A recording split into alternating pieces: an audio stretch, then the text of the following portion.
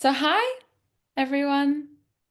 So good to have you again. And today we have our special guest teacher, Adam, our Adam from our temples, Adam, who is very much involved and part of Divinely Untamed, just because, mainly because he's dating me, so he doesn't really have a choice. But over the years, he has been the masculine pillar of Divinely Untamed, being there as emotional support and bringing bits of knowledge and wisdom here and there to really help us navigate emotional landscapes and triggers and all of the things that may come up at temples and beyond.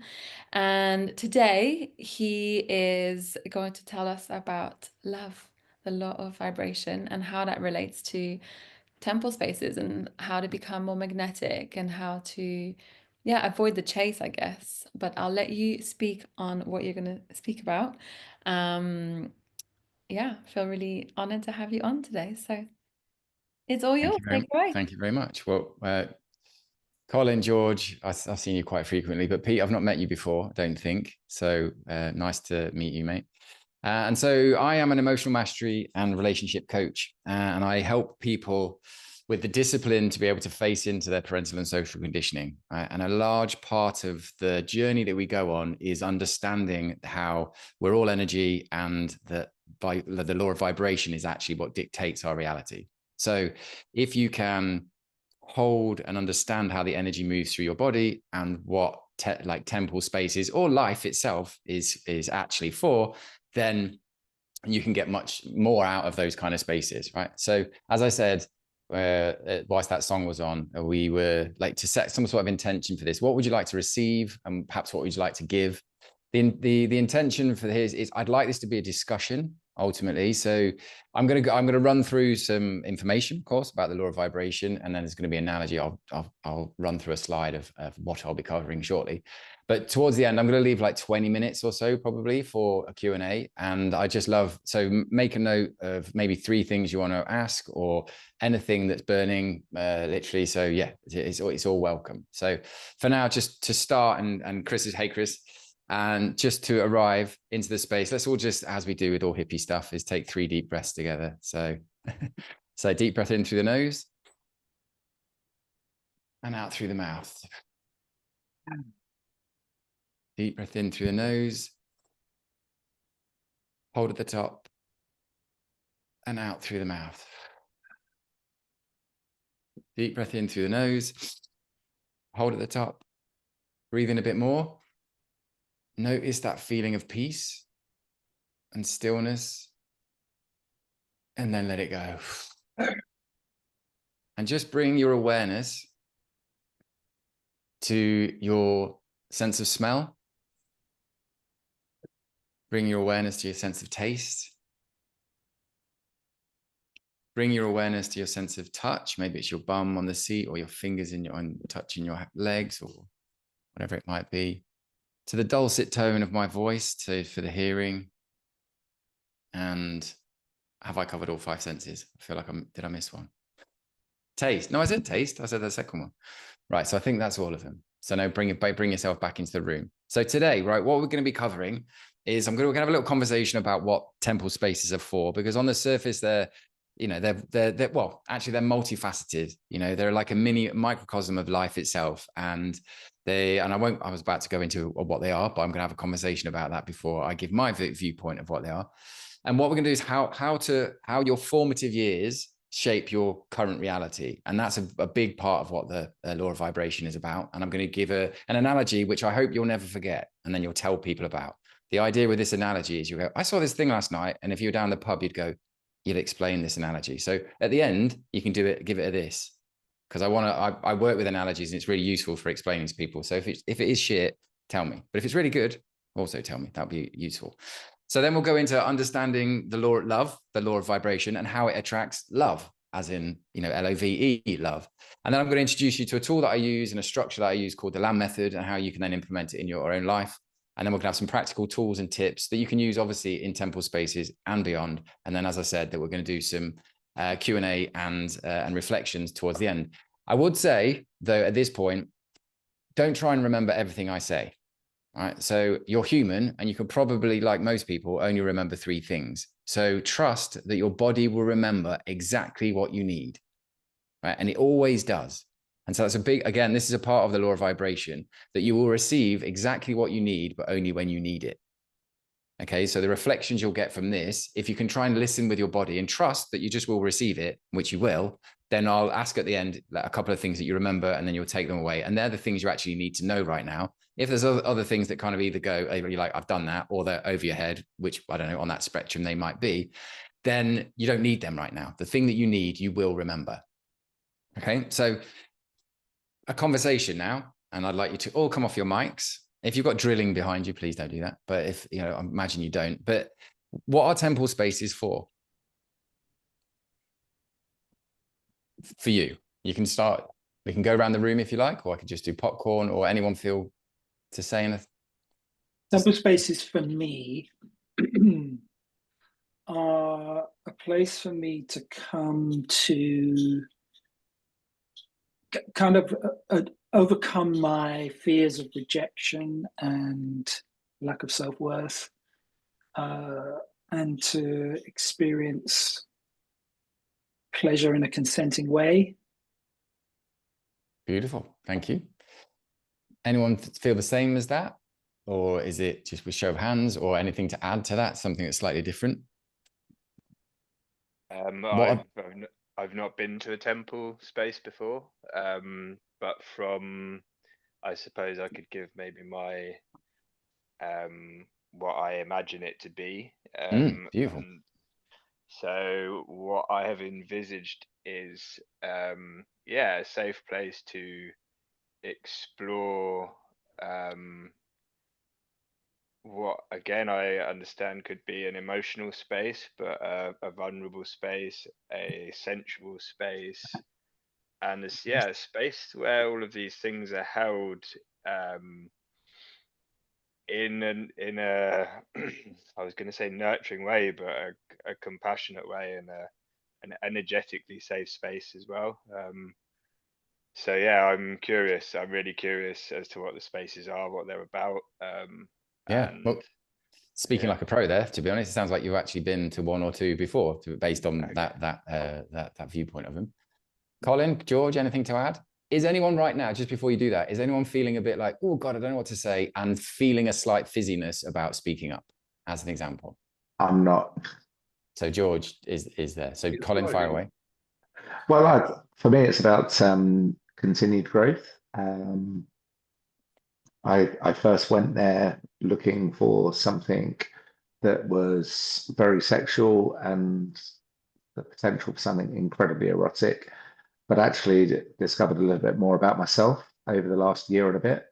And I think it's a continuous pattern of growth. I think that happens in all aspects of life, but it's kind of it's pressing fast forward on the process. So I learned that I'm learning about other people as well as myself, and yeah, there's lots to find out about others and lots to like about myself. I think that's one of the bits which, for me, the journey. I'm liking myself again in a way that I haven't for years, and that's quite positive. That's very positive. Beautiful. Thanks, Colin. Yeah, and it's throwing curveballs at me all the time. Yeah.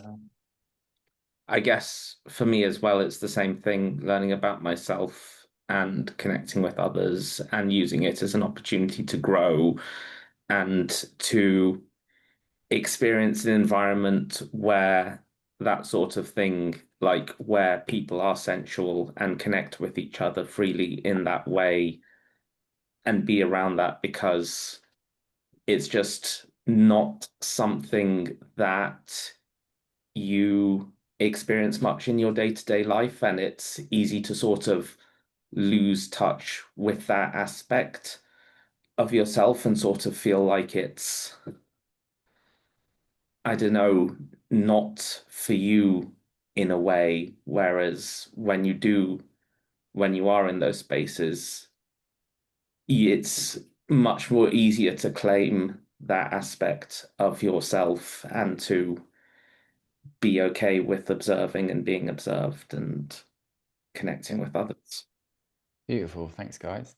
Jess, do you want to say what for your point, or we can carry on if you like? Which I just Well, want to I include just want to say I feel so I'm just so impressed with you guys. No, it's just really nice to see that to hear these reflections, because yeah, like it's about all of the things that you said, right? And for me, I think it's really to have spaces where men and women and everyone in between and beyond can learn to see each other in their power and stop kind of, or learn not to fear each other, and learn to connect in ways that go beyond, you know, how we would connect normally in the type of society that we live in now. So it's so many things, and yeah, you've identified so many of them, so I'm really grateful. Beautiful. So it's I'm sure Jess is relieved that you didn't go, oh, it's a place to have sex, because that's one of the Jess's bugbears, that people think it's a place where you go and do that. That can of course happen, but it's not the aim of them, right? And so what I say with temple spaces, they amplify what is already inside of us. And so with the law of vibration, what a very key thing to understand is that the life around us is us. It's a reflection back to us of our past, right? Because essentially everything in the universe in front of us is neutral. It's the meaning we put to it that creates our reality. And so where do we learn the things of where we put meaning to stuff? It's programmed into us in our childhood, which I'll get onto in later on. But to think of it like this, imagine general day-to-day life is a mirror and it's got grease on it, right? What a temple is like getting the mirror and then scrubbing off the grease so it becomes very, very shiny. Like this, when you go into a temple space, can be quite confronting, because an energetic container is created. And we go in and it's not, obviously there's no alcohol and no substances. So there's nothing to hide that the feeling of vulnerability that can come, and where everyone's encouraged to push their boundaries a bit, but perhaps not too far, set where their boundaries are, etc., things like that. So, and I've said this quite a few times in temple spaces, that they become like a sandpit for adults. Like it's a safe place to play. It's to like try things. If it doesn't go as you planned, it's like, okay, I fell down, and okay, in the sandpit, and then I get back up, and you kind of look back, how could I be different next time, and essentially test and learn and evolve through that. So ultimately, yeah, as you've all covered it anyway, they're energetic spaces that where people are more open, and therefore on physics terms, there is more energy in the space that is flying around, and therefore there will be more pressure, which would ultimately allow, and I can see Colin's face going, what? Simplified physics going on here. And it's like, and it creates more pressure that starts to enable things to move through, right? And so think of the analogy of a hose pipe. If you turn the faucet up, more water comes through, and there's kinks in it, which is your parental and social conditioning, then more pressure would build up. So that's what happens when you're in temple spaces. Right? So what I want to get onto is, how do we get that programming into us? And this is the analogy that I wanted to share with you, and it's Jenga. Okay, so I'm going to show to you how everyone is born, everyone is conditioned, and how to get freedom in about a few minutes using the game of Jenga. Okay, here we go. Right, so imagine that this box is your mum's. It is your mum, not your mum's box, but your mum, right? So let's keep it clean. Right, so this is when you're born. Oh, hang on, let me put my camera down. So when you're born, this shouldn't knock over in one go. This is a cheap Jenga, and it doesn't have that piece of cardboard on the inside that helps you stack it. I'll do. Right, so this is when you're born. And so your tower, your Jenga tower, is solid. Right, and so Colin, from a physics point of view, if there was a vibration on the bottom of this tower, because they're all touching, it would much more easily go up the tower. Correct? So he's not. So Colin's a physics, knows about physics a lot, so I feel like I'm slightly on the spot to check that this is definitely right. But it is. I know I've fact checked this to an extent. So, right, imagine. So this is when you're born, you're solid, and so as a baby, when something happens and you don't like it, you cry, right? So the energy moves through you freely. Okay. When you're happy, you giggle. So, and you let people know how you feel, because the energy is moving through you. And what happens is that you perfectly manifest your reality, because the energy can move through you. If hypothetically you cry and no one comes, that's the conditioning starting. Right. So if you cried and you were like, oh, I'm not good enough. Let me try and take one of these out without knocking the whole thing over. Right. What happens is a block comes out and it goes on top. And then, oh, I do something else. My parents don't come when I cry. I fail at riding my bike. I'm not good enough. I learn all these things where I'm not good enough. And slowly but surely, what happens is the tower becomes top heavy, right? And obviously there's loads of myriad of things happening, and slowly but surely you probably play Jenga where it gets to the point where it's basically the bottom's completely empty and it is rocky as anything, right? And so think of that as you, as your body, you've become top heavy. So all your energy is in your head. So you're overthinking, you're stressed, you're suffering from anxiety. And think of it like this: if you've got a problem and that's your mind, problem on your mind, if you open up your body, i.e. to feel what needs to be felt, the problem is spread with the energy. Okay. So what I help people with is to enable to notice where their original trauma, whatever it might be, is, and enable them to take the blocks and put them back into their tower. Slowly but surely. But you imagine if this tower was really tall, taking the first block off and putting the first block back in is quite hard because the top is a bit shaky. But as you keep putting, I nearly knocked over. If you keep putting the blocks back in without knocking it over, you become more and more solid. And essentially that becomes more and more confident, and also more and more of an increased ability to manifest your reality perfectly without actually doing anything apart from expressing how you feel. Does that make sense? Excellent. Got a thumbs up from Colin. That is good. Right. So I'm going to try and move this over without knocking it over because that'd be a disaster. Right. So the goal of the work that I do and the goal of the work of temple spaces, it isn't to like obviously tear that tower down. We're not trying to, what we're trying to do is anymore. Sorry? Your face is cut. Oh, sorry. Good point. Good point. So as an example, right then, so maybe inside me, there was a little bit, oh, donut. And so there's a little bit of maybe people won't think I'm professional. That's a very minor thing that came up then. But it's a conditioning that's in there. I don't mind. I've done this quite a lot. So it is, you can laugh it off. But just as an example of what's there. And so, yeah, the goal isn't, a lot of people in the world have got a lot of the blocks missing. So the energy doesn't flow through them. It leaks. Right. And so when you're in a temple space, particularly as I'm just going to talk for men, we're all men on the screen apart from Jess, but the guests are men, that assuming you all identify as men, but please tell me no if you don't. Okay, you do. Okay, so the energy moving through us, and if it leaks out of the holes due to our conditioning, it can come across as a bit like reachy and a bit needy. And we're trying to get something from the situation. And that's because we've got holes in our Jenga tower. Ultimately, our energy is leaking out. And the more times you put your Jenga block, I'm going to put this Jenga block tower in the shot. There it is. So that the more blocks you put back in, the less you leak energy and the more present you become. And therefore, the energy that you're emitting feels safer. And safety, Jess, is that a big turn on for women or not? Yes. Exactly. So if you are actually near a woman that feels genuinely safe to express herself, to allow her feminine energy to move through her as God intended as such, it is a sight to behold. It's beautiful. So, and you guys showing up like you have, and I know from experience, Colin, George and Chris, in temples, you hold yourself incredibly well, right? And we've all got places, space to improve, of course. And coming to a temple, you learn to essentially lift weights for your emotional muscles, and you get confronted by things that happen, but you are literally, in the context of the law of vibration, pulling them towards you to enable you to be free, right? So it's happening for you, not to you at all times. Right, so to understand how love, the law of vibration, attracts love, ultimately, it's a bit of an odd thing to say initially, because we are love. So love can't attract love because it is love. And I'm not going to get too kind of hippie and woo-woo about it, but the way I'll explain it is that replace the word love, imagine we're all water. So we're all part of the same ocean. I'm a wave, Jess is a wave, Colin, you're a wave, Chris, you're a wave, computer's a wave, that Jenga tower is a wave, everything is a wave. Okay.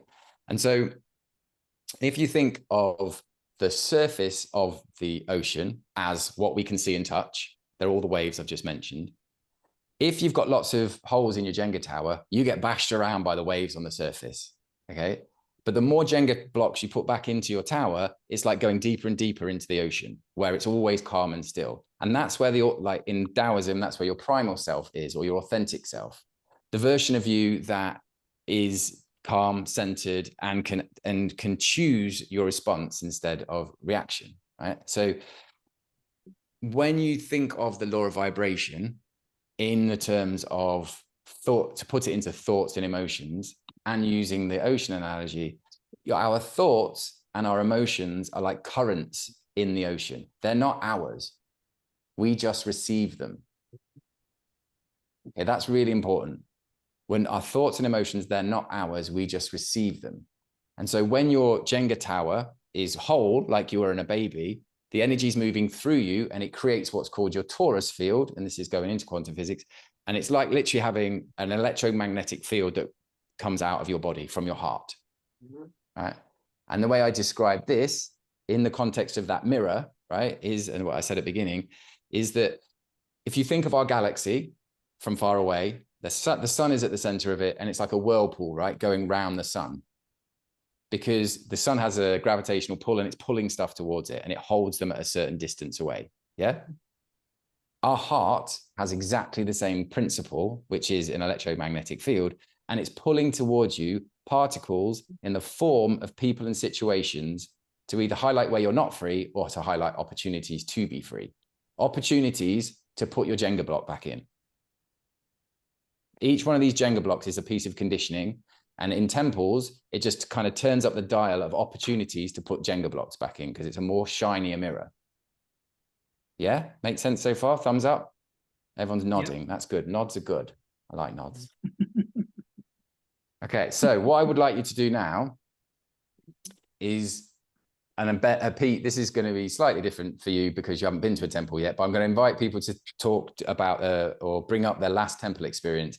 But you can, Pete, it could be an experience where you were chatting to a prospective partner or something, yeah, something along those lines, okay?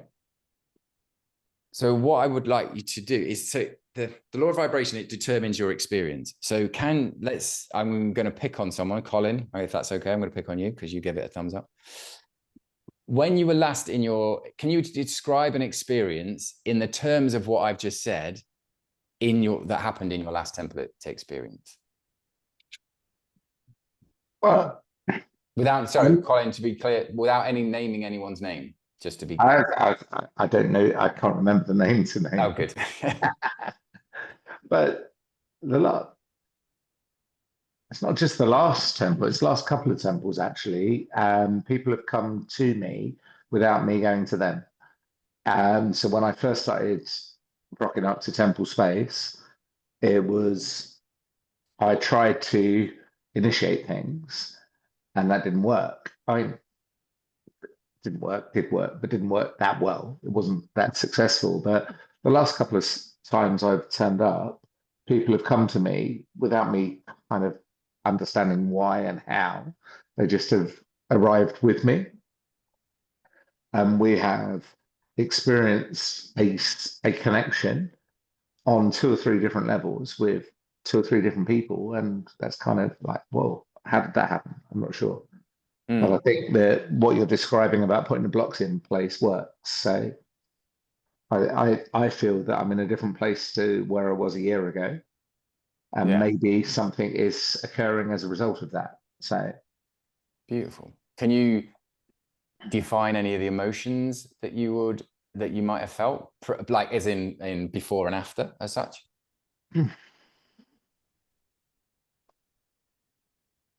Well, difficult to not name, but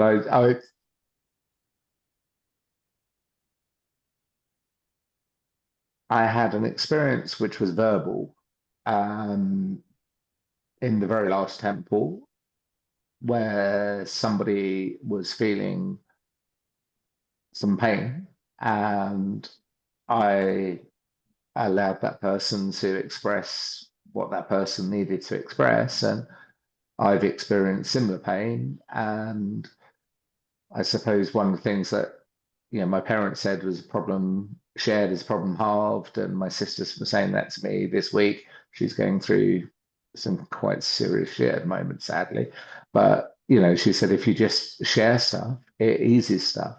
And I think that the person who shared what that person shared, because I'm very conscious not to name anything, felt better for sharing it.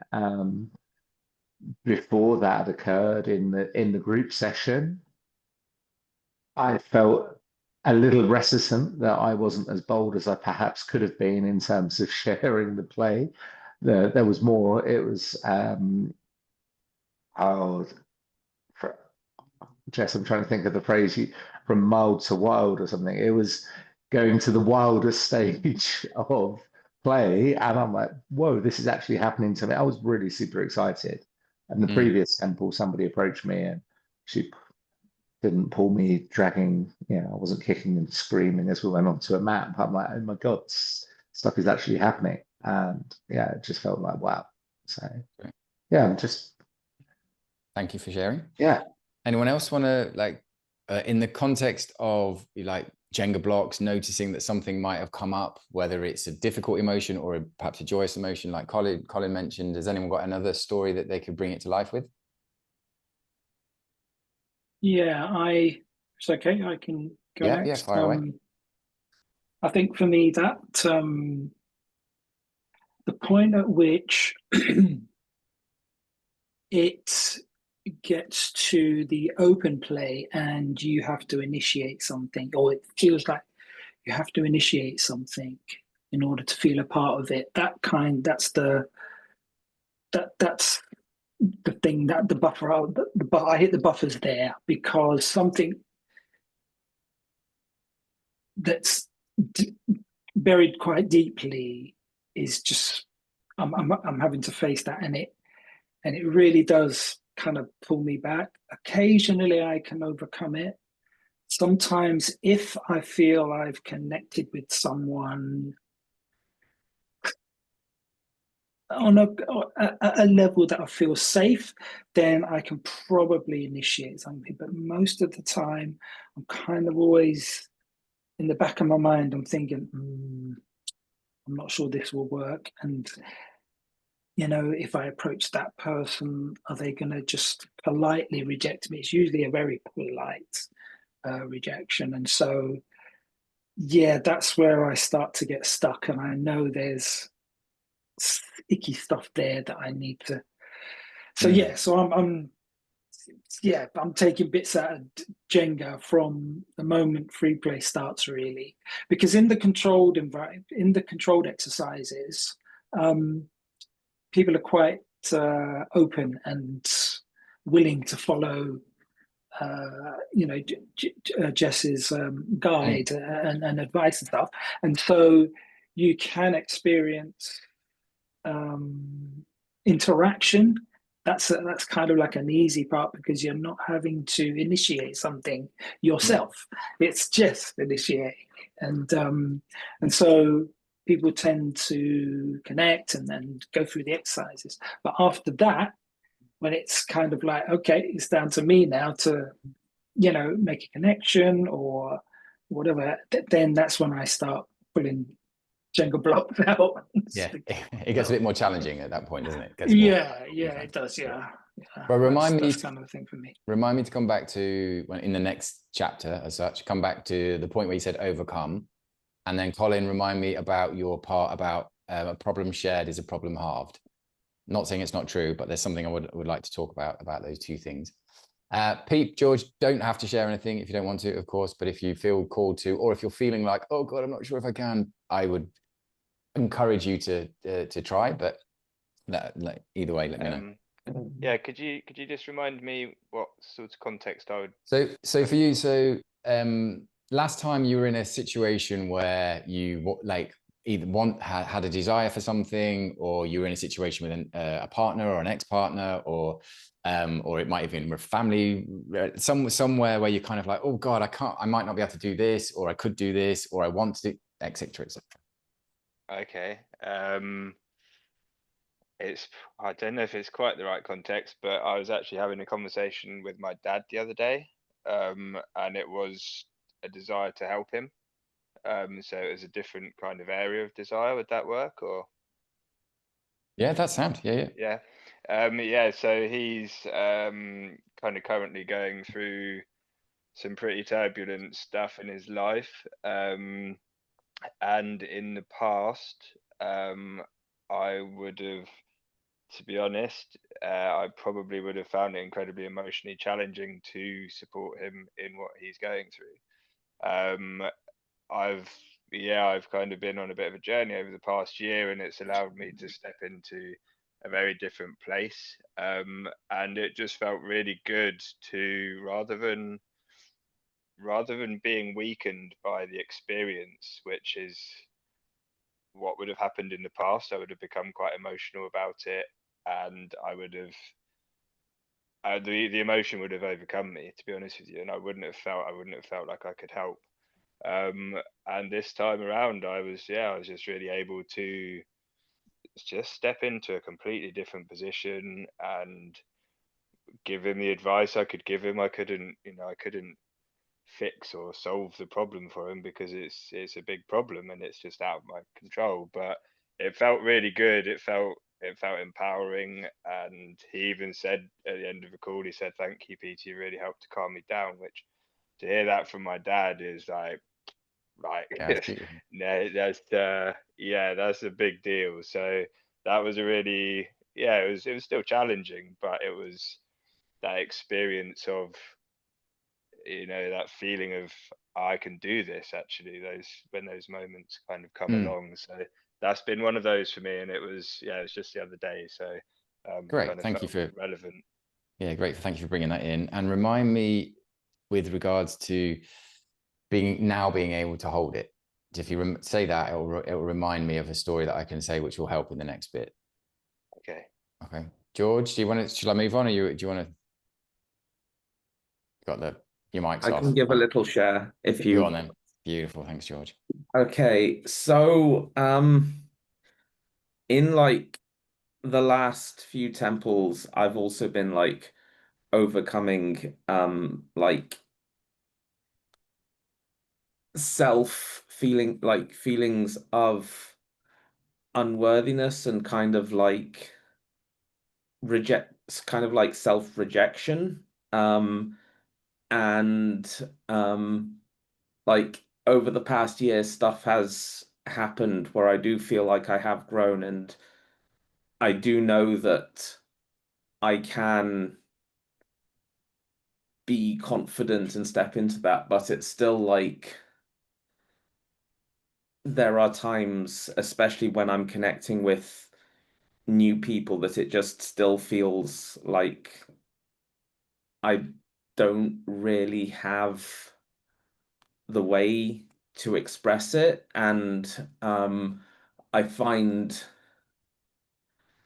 as well that I always feel this tension between wanting something and going for it, and also having that cool detachment where you do not care about the outcome.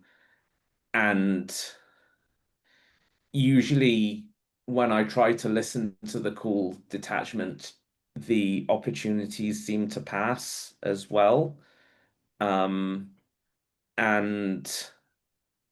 I don't know, it feels like I just like have I feel like I'm on the right track. It's just there's more stuff I need to, I don't know, like I'm missing a piece, kind of, I guess, is how I feel.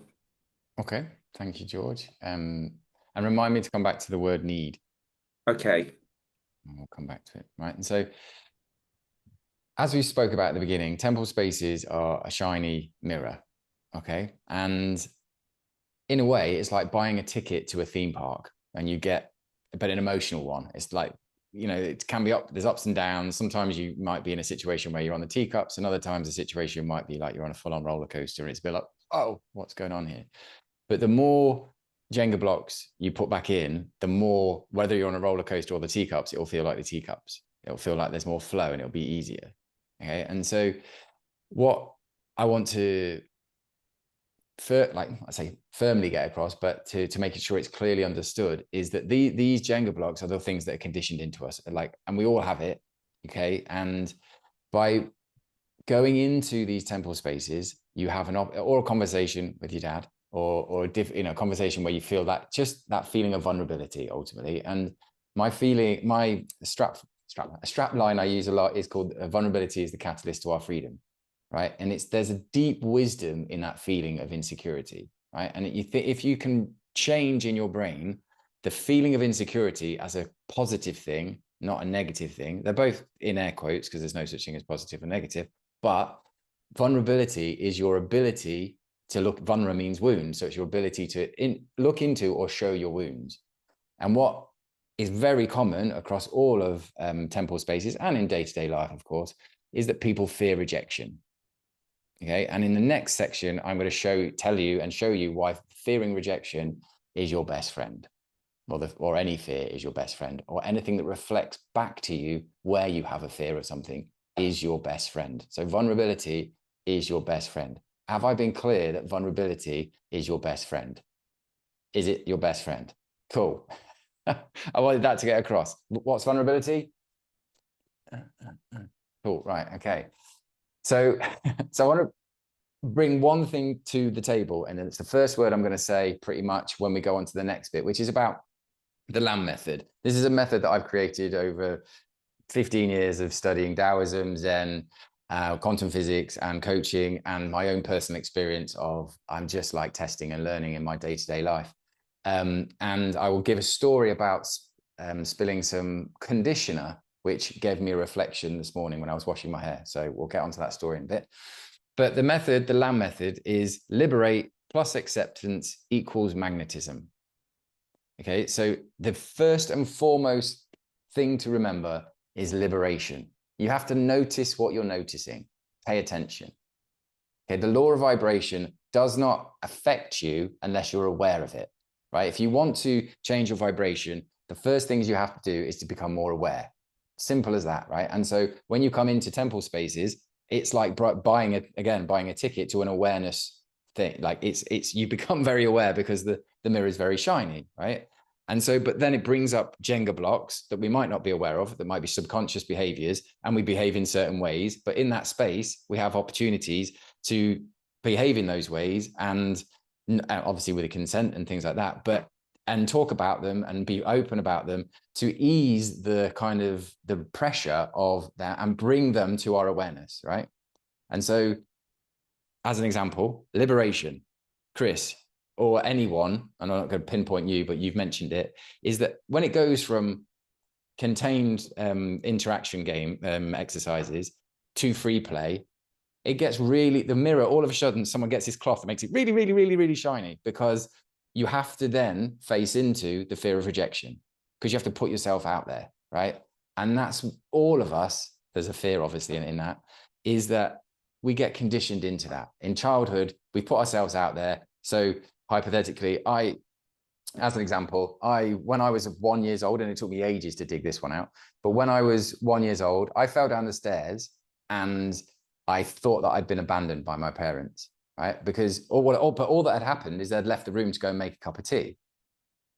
Also, I thought, I don't know what they went to do, honestly, but they weren't there, right? And so what my body learns at the age of 1 is that, okay, I feel like I've been abandoned, therefore I have a fear of it.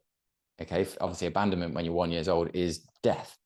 Okay, and so, but that was deep in my subconscious, that memory for many years, and after doing quite a lot of work on this, and it's like peeling the layers of an onion, eventually it knocked itself loose, and I could manage to put that Jenga block back in, but through daily practices of this, okay, which is the fear of rejection. In fact, any fear is your best friend, because it's highlighting where you are not free. So it's highlighted, so you've noticed it, liberate you. But the second part, which is acceptance, is allowing yourself to sit with it without the need to fix it. So a tool that I would 100% want you to understand and get across is, don't ask why you're feeling it, ask where you're feeling it. All right. So if in your body, as you say you're in a situation and you go, okay, I want to ask that person, and then you notice I can't do that, or I'm not going to do that because there's a fear there. Okay.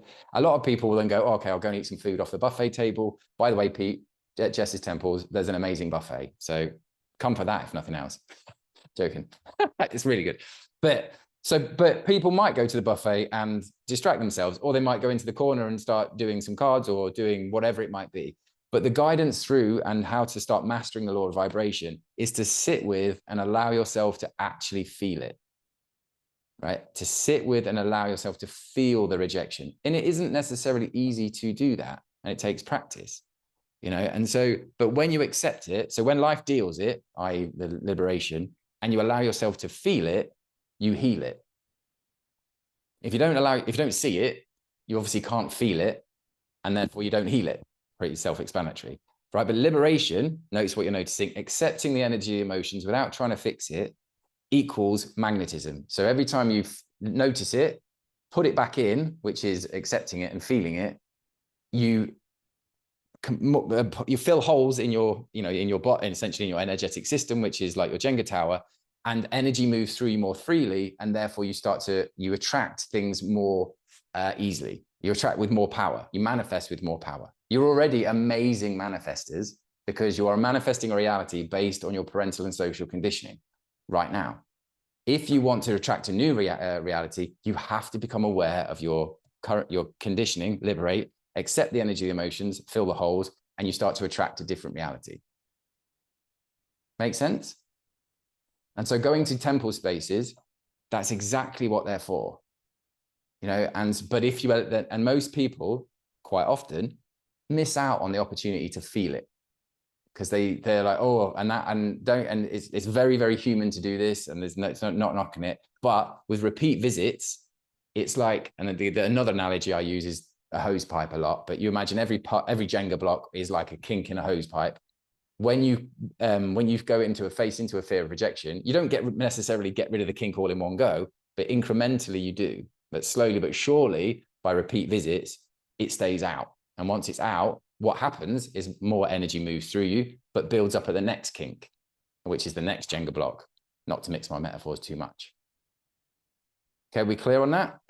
So the law of vibration is dictated essentially by how we can improve our manifestation experience and move more towards an experience that we're naturally meant to be having is through noticing what we're noticing. And this is the key bit, is accepting the energy of your emotions, i.e. feel stuff.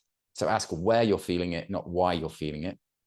And each time you do that and actually allow yourself to feel, then you raise your vibration. And so, Chris, to come back to your overcome thing that you mentioned. So I wouldn't say, try not to say overcome, but just move through it. Right? Because when you say overcome, it's like you have to do something, you have to beat something, whereas moving through it or becoming aware of it in that context, it enables it to move through you more freely. And George, when you said that you talked about the word need, right? Need puts you into a victim state.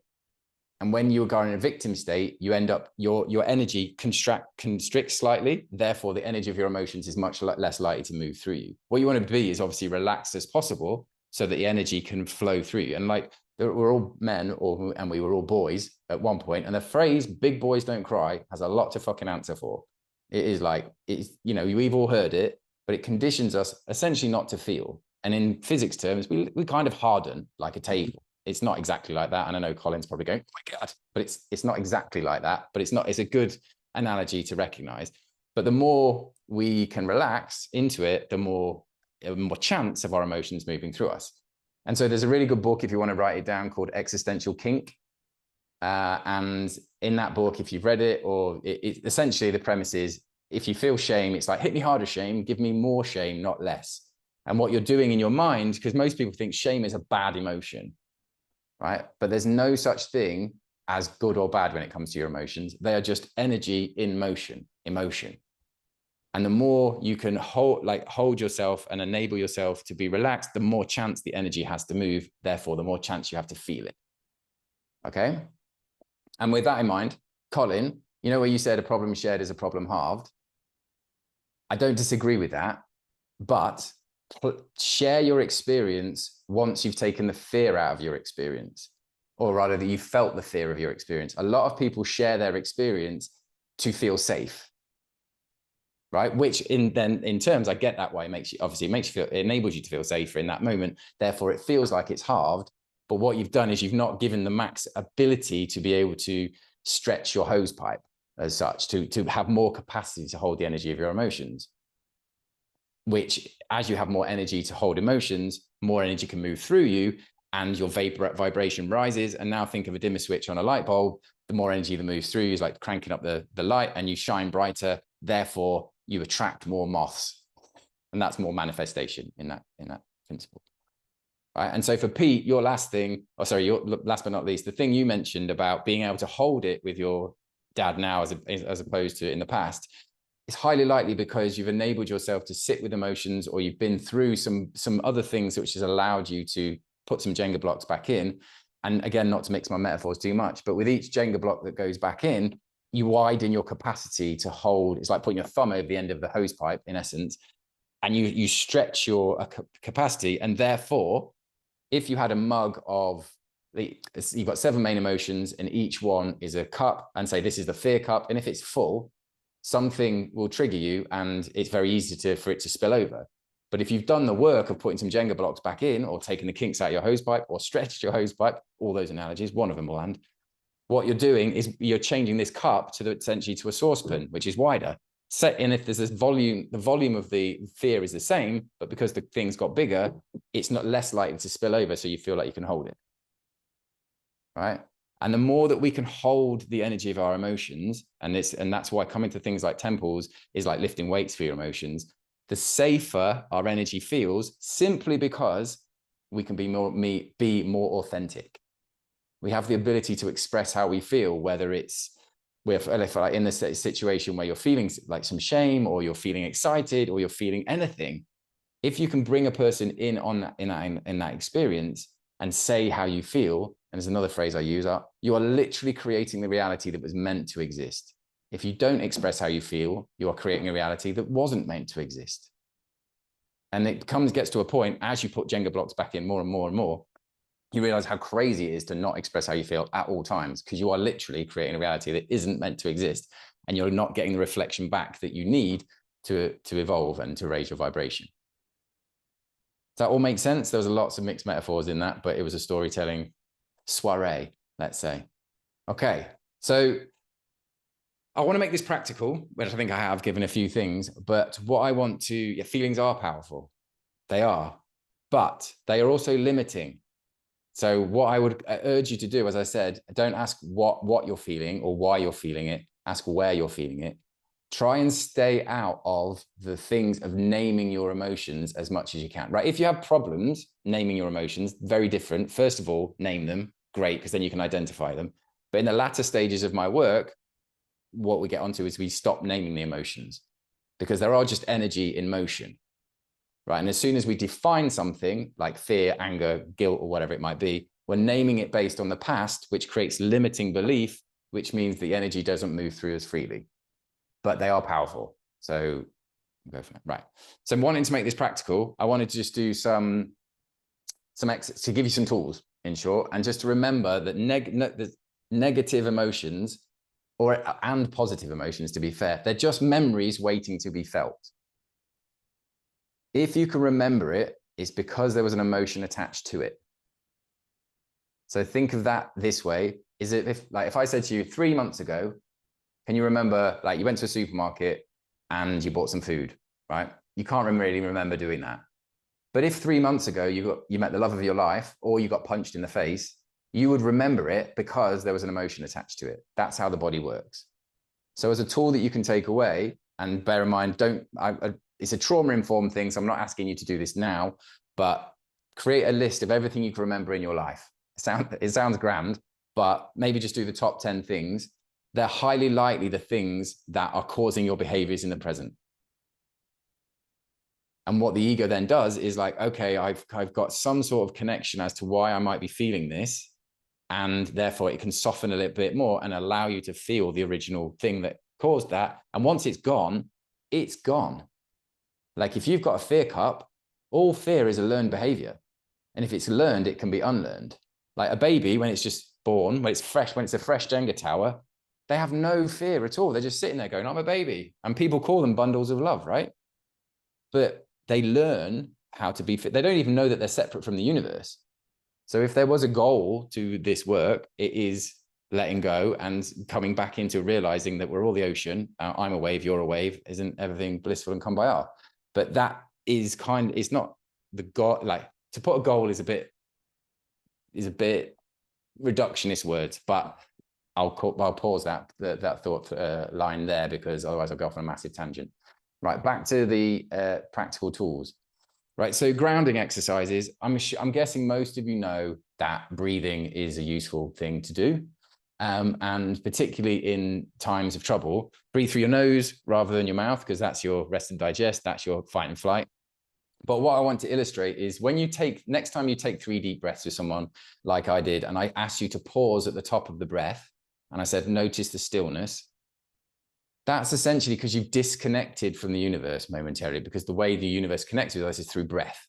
So you can, if you're ever watching a horror movie, as an example, and I used to do this in the cinema to impress the ladies, is that if you hold your breath when the scary music comes on, you can't take a big in of breath, so you don't jump. So your body doesn't register the fear because you're disconnected from that, right? And it's a truth. And so it's a really useful tool to look really cool in front of the ladies. But also it's a way of, if anyone watched the movie The Substance, it was so scary at the end of it. I had to close my eyes and my ears because I didn't want to have that fear imprinted into me. Anyway, right. So moving on. Another tools you can use, it's simply, and this is great in, like, even if I wasn't doing it now, but I could have been doing it, is rub your fingers together and bring your awareness. If you try it now, just rub your fingers together and bring your awareness to your fingertips. All of a sudden, you're not thinking anything. So that's nice, because you're literally, if your Jenga tower was higher, you're pulling the energy out of it and back down. And then obviously when you stop doing your fingers and your awareness, it goes back in because you haven't put your Jenga blocks back in yet. Okay. And so, and again, as we did at the beginning, a quick energetic check-in, which is like going through your 5 senses. What are you feeling across your body? And then some navigation tools. And I've realized that I've gone over and I haven't leave the massive time for Q&A, but if we can stay a little bit longer, that'd be great. And so one of the things that's really, really powerful is, do I want to do this thing because it makes me feel good or enables me to feel good? Full stop. Or do I want to do this thing because it makes me feel safe, which in turn makes me feel good? Essentially, where you're doing things to enable yourself to feel safe. And at that point, I would urge you to move through it. But it's to bring your awareness, first and foremost, as I said, liberation. Use these tools to bring your awareness to your behavioral patterns. Okay. And then classic one is, what's the story I'm telling myself? Because I can guarantee probably 95%, if not more, is a story for sure. And so until someone's, and I won't go into the layers of reality yet, but until someone's objectively told you that you're not welcome for some reason, it's a story. And so if you notice it's a story, then you have a choice. And this is all about extending your choice gap, which is all about when you put your Jenga blocks back in. And then the last one, which is linked to that, is no attachment, NATO thinking. So remember, no attachment to outcome. And that's hard. It's not an easy tool to do, but when you put yourself out there, you do face into the fear of rejection. But I'm encouraging you to say that every time if you get rejected, it is great if you allow yourself to feel it. Because if you feel it, you heal it. And that's like pouring it out of your cup. And then you get to the point where you won't feel rejection anymore. And a lot of the time you won't be rejected. But even if you are, you don't take it as rejection. Okay. Right. Oh, hang on. One more. Got to move my slide. Right. Before we close, as I said, right, I would like to just ask the audience do you remember anything that you're taking away? Because I did say that you won't remember all of it because I tend to go off on tangents. But the thing that you remember is the thing you need. Because the way the universe works is everyone is on a journey of unfolding or putting their Jenga blocks back in. But let's say, and it's not like this, but for argument's sake, if you had something traumatic happen to you when you were 1, it's a Jenga block lower down on the tower. And if it's more recent, it's higher up the tower. Therefore, it's easier to spot. It's not exactly like that, but it's not far off. But we're all on that journey, and life will bring you exactly what you need when you need it to enable you to move through and replace the Jenga block back in.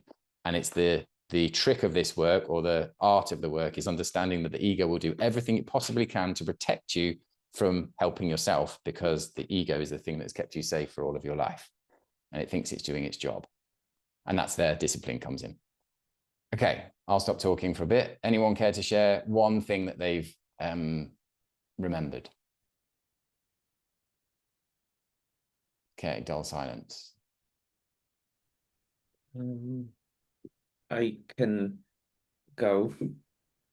I've remembered that if you feel uncomfortable, you should feel where it is and feel your way through the emotion, and then you will kind of internalize it, and it won't be so scary or such a problem for you in the future when you feel it again. Beautiful. Thank you. I'm just, all I'm going to ask you to remove from your vocabulary as well is the word should, because it's the same as need, puts you into victim state. It is advisable to just, like, Jess hates me for this kind, because I'm very, it's what I do as a job. She doesn't. So annoying all the time. But it good does. Like, our words are our Very wand. They grateful. literally create our reality. In the context of the law of vibration, the words we're saying, we're only ever talking to ourselves. So if you're talking badly about someone else, the body only hears it as you. And I'm reading a book recently. I read a book recently on how water has a memory, and our body's like 90% water or something, and so it has a memory. Chris, would you care to share? Or Colin, both had your mics off. Yes, what are you holding on to right now? I'm just kidding. What am I holding on to? I'm just kidding. I'm just Right. playing. The part about the original trauma, I've been exploring vibration and then moving into kind of shadow work. And how do you get to remember all the shit that you've gone through? Because there's the original shit, and then there's the newer stuff, and it's like, gosh, how do you kind of work through all of that? It just seems like this crazy journey. Yeah, which is a big question, but there's this kind of a simple answer for it. Is ultimately, it doesn't matter where it came from, but it matters what you're feeling, right? So that's why I said, not in the way I said it before, it doesn't matter why you're feeling it, it's where you're feeling it, right? If your body remembers, and the point of this is trusting that. So if you're in a situation where something comes up for you, what I do now is slow down. I give myself space to feel, and I will put my hand on where, let's hypothetically, it's on my chest. I will go, okay, what color is it? Give it a color, give it a texture, give it a shape. And so essentially you're triangulating the energy in time and space, in essence, and you're witnessing it. And it's very spooky how you can say, okay, I often go, how old am I? And a number will pop into my brain. And then and then when that happens, an image will also pop into my brain. And that takes some practice to do, but it is possible. But what then often happens is that, as I said about peeling the layers of an onion, your body will allow you to process what it has the capacity to process. If you don't have the bandwidth as yet, it's not going to allow you to process a very deep trauma in one go, but it will allow you to process it bit by bit. And remind me, after we've talked about it, if everyone's got a chance to hear about my story of conditioning my hair this morning, which is related to that, which sounds weird, but it will hammer it home, I think. Yeah, I think that's a really good point, because now what I understand is that you have the emotion and you talk to the emotion and you ask the questions, and now it's not so much getting to the root of it, clearing it, and everything's clear. It's you're just peeling the onion back. So the last time you felt that emotion, it could have been when you were having an argument with a friend or something like that. And then, so you peel that back. And then if it's still there, then you have to go back to the next Yeah, kind of. occurrence. If Yeah, is kind of. that It's not how far it? off. It's not far off that. But most importantly, it doesn't matter the It's not what so linear. It's it's not so not so linear. linear, yeah. And Yeah. it's so all this work with the law of vibration and the work that I do, and the reason I exist as a coach is because it's not a straight line. It's like it's topsy turvy. It's all over the place. And I create a through line for people and enable people to have an anchor and kind of, okay, I roughly understand what's going on, so I'm not spinning out. Because if you think of it like this, all of these Jenga blocks create your identity, and when you start to, and they're like records playing in your brain. And when what I do is I help people lift up the needle and move it to a new place to create a new identity. But when you're in midair with the needle, it's a bit like, whoa, what the fuck's going on? And hence the coach, but also hence why 98% of people don't do it. Yeah. Well, yeah, it's made me realize that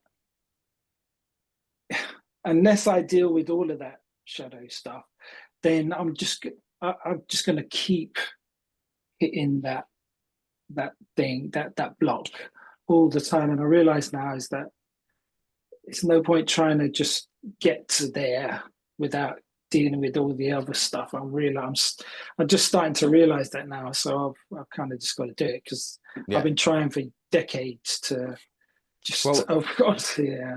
Well, Chris, let's have a chat. Like that's what I do as a job, so we can talk about that if you'd like to, of course. Anyone else? Because I'm conscious we're over time. Does anyone mind staying for the next like 5-10 minutes, or has anyone got to rush off? Please to stay for longer.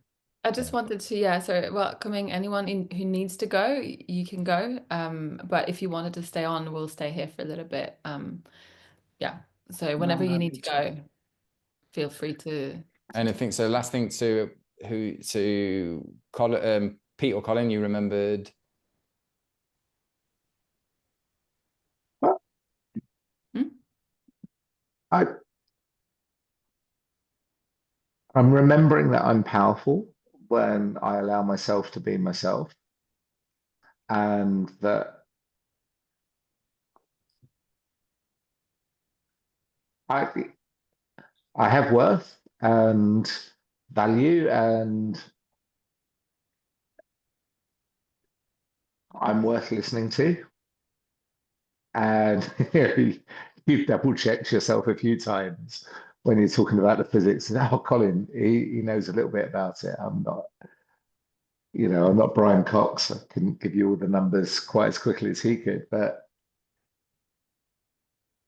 I suppose it's working out that, it's feeling stuff. And I'm not quite sure where you feel things. I think it's all in the mind as to where you feel things. Colin, I'm just going to pause you there just to say it's definitely not in the mind where you feel things. It's in the body where you feel things. You become aware of it, might be in your mind, but it's all and this is the bit about this. If you've got a problem and it's on your mind, it's like it's intense. But as soon as you start to wake up and wake your body up and start to feeling, which you've already done and you're already on that process, don't get me wrong. And so like conditioning can be not like numbing, depending on very much so. And I went through a lot because obviously we are men and we get conditioned out of feeling. But when you start to bit by bit through liberate plus acceptance equals magnetism, you wake your body up, the problem gets spread and you can feel. And this work is simply, and shadow work and the law of vibration are essentially exactly the same thing. Like, the shadow stuff, I mean, one of Jess's guest speakers 2 or 3 goes ago was superb in terms of thinking about how, whether you feel that you're a people pleaser, whether you feel, where you feel your obligations are, and then what that revealed in terms of kink, I thought was quite powerful. And one of your besties, Jess, I think that was, but I think a lot of stuff is in my mind, but I've been able to, I think, be useful to other people in a powerful way. And I'm feeling stuff in a way that I haven't done for years. Yeah. And where that leads, I don't know. I really don't. It's some of the stuff is really deep with family members, and some stuff is super powerful. But Yeah. feeling it. You're right when you say about men being conditioned, big boys don't cry. You stiff up a lip, but and we should feel stuff. Where it leads is to a greater sense of inner peace, authenticity, freedom, sensitive. Like you think of essentially, it leads to where a baby is, but being an adult. Like the peace that a baby has when they're just being a baby, they're just like, oh, okay, this is cool. I'll put that in my mouth. It's cool. But the magnetism thing is working as well. It's all of a sudden I've got options in a way that I haven't done for a long time. Exactly, and that'll like, only how did that happen? It's not because I've had a certain hair, I've not done a hair dye, I've not gone a certain color on my nails or anything like that. There's just something about feeling. Because you've been putting your Jenga blocks back in by feeling what needs to be felt incrementally, little bit by bit. Yeah, but you can't do it all in one go. You're gonna be knackered. But exactly. Yeah, and that's why you didn't want to do the cycle ride when I suggested it. Yeah. Yeah, no, for sure. Like I couldn't ride 100 miles because I haven't ridden in ages. But like that is equivalent of trying to put all your Jenga blocks back in at the same time. Yeah, of course it is. But it's step by step. Yeah, exactly. But it's I don't know. There's I'm becoming more aware of stuff in a way that I haven't done for a while, and there's lots more to explore. Cool. Thanks, man. Pete? Yeah, I've remembered from this call, I've really remembered the Jenga analogy is great because it's actually allowed me to look at, as I've said, the past year, and I can see the blocks that I've slotted back in, and I can see the stability that's there. So I will definitely hold on to that one, and undoubtedly will share it with people that are doing similar sorts of work in their worlds. And I also remembered the bit where you said when you take that breath and you hold your breath, there's this disconnect from the universe and you're in this stillness. I really like that as well, just to have that pause and the sensory thing with the fingers as well. I'm always up for tools to add to the toolbox of navigating life's various bits and pieces that it throws to us. So yeah, thank you for both of those. Cool. Just to be categorically clear about the breath hold thing, is this fit? It's just as a way of kind of noticing that the piece when it comes to feel like an emotion to it's not smart to hold your breath. It's like that moment yeah, definitely not. But it just gives you that thing of like, okay, and my work is very much about extending a person's choice gap. So if in a moment, if you're really intense emotion, it's just, okay, hold my breath for 5 seconds or how, and it kind of resets your nerve, and then and it just gives you that way of just breaking the momentum of what's going on. That's all I would say. Definitely don't hold your breath for long. No, I noticed recently there was something that kind of came back up in my life, and it was something that probably 5-6 months ago was causing this quite short breath, and it sort of I kind of you saying that, I'm realizing that there was this almost like natural response that my body was doing to actually kind of cut myself off from it temporarily to then come back into it, which I have done. I've spent a lot of time processing things and being with the emotions, but it was really interesting sort of realizing that those short breaths and holding it was actually what feels like defense mechanism. And so on the note of breath, just as I'm going to close pretty soon. I think everyone's said their part. If you've got any questions, you can reach out to me on WhatsApp for sure. So I did say I was going to leave a lot of time for Q&A, but it went wrong, or went right, as the case may be. But so as I'm saying the last bit, I'm going to ask you to invite you to put your hand on your belly, and whenever and wherever you can, practice breathing into your belly. If you're not a belly breather, become one. It's fundamentally one of the best things you can do to enable yourself to hold yourself in any situation. If you can breathe into your belly, that's where peace is. You look at a baby, and when their chest or when they're breathing, their belly's going up and down. It's not their chest. We only need our chest when we go into cycling fucking 100 miles like Colin would. But like that's when we need to expand our chest, of course. You can do it. So what, yeah, as I said at the beginning, I'm an emotional mastery and relationship coach, and I help people with a discipline with all this stuff.